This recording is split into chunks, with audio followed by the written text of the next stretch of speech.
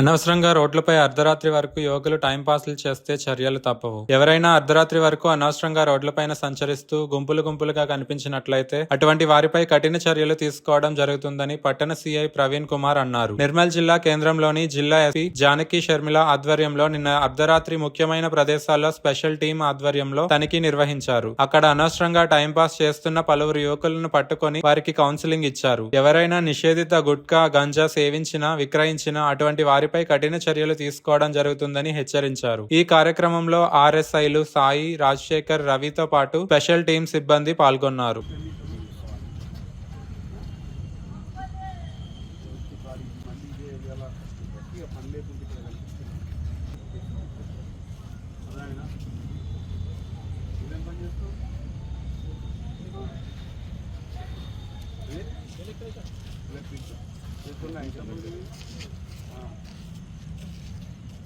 Only ఇళ్ళ time కాగానే 7 గంటలకు ఇళ్ళలో వాళ్ళు ఉండాలి.